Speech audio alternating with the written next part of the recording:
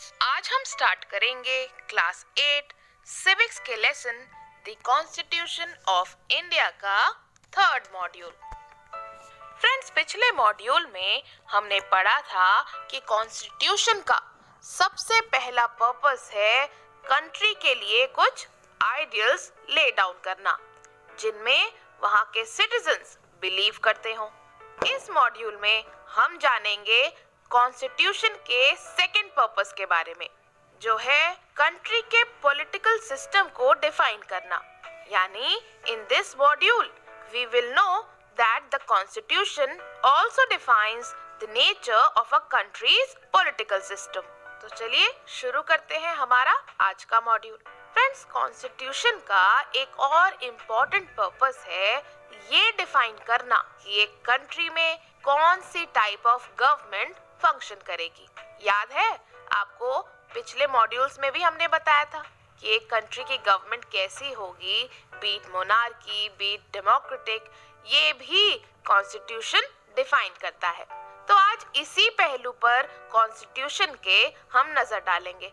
तो कॉन्स्टिट्यूशन का एक और इम्पोर्टेंट पर्पस है ये डिफाइन करना कि एक कंट्री में कौन सी टाइप ऑफ गवर्नमेंट फंक्शन करेगी। जैसे नेपाल के पुराने कॉन्स्टिट्यूशन के अकॉर्डिंग वहाँ किंग और उसके काउंसिल ऑफ मिनिस्टर्स का रूल था। मतलब वहाँ क्या था बताइए? मोनार्की थी, क्योंकि मोनार्की में ही तो किंग का रूल और उसके काउंसिल ऑफ मिनिस्टर्स का रूल होता है। तो नेपाल का जो पुराना कॉन्स्टिट्यूशन था, नया कॉन्स्टिट्यूशन कौन सा था, कब बना था? 2015 में ना, जब नेपाल डेमोक्रेटिक बन गया था। और पुराना कॉन्स्टिट्यूशन कब था? जब मोनार्की था। तो नेपाल के पुराने कॉन्स्टिट्यूशन के हिसाब से वहाँ कौन रूल करता था? किसका रूल था? किंग और उसके काउंसिल ऑफ मिनिस्टर्स का। फ्रेंड्स, इसी तरह जिन कंट्रीज ने democratic form of government adopt किया है, वहाँ कॉन्स्टिट्यूशन कुछ इम्पोर्टेंट गाइडलाइंस देता है, मतलब रूल्स बनाता है, जिसके अकॉर्डिंग कंट्री में डिसीजंस लिए जाते हैं। जैसे हमारा इंडिया, यहाँ पे कौन सी फॉर्म ऑफ गवर्नमेंट है बताओ?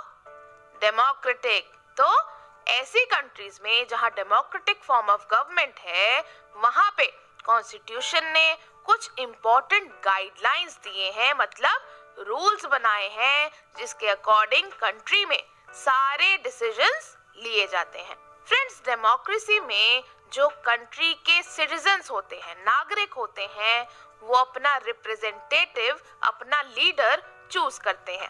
अब कैसे करते हैं ये तो आपको पता ही है। आप बताओ कैसे करते हैं? करेक्ट, इलेक्शंस के थ्रू।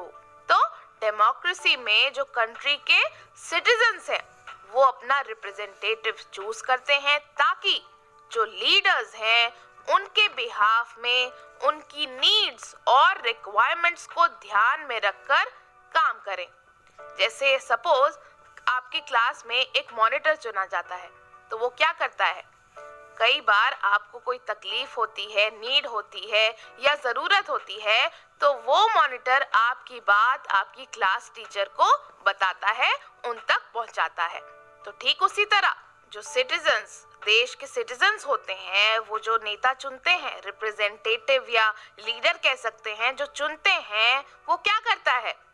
लोगों की ज़रूरतें, उनकी नीड्स, उनके रिक्वायरमेंट्स को ध्यान में रखकर लोगों के बिहाफ में वो रिप्रेजेंटेटिव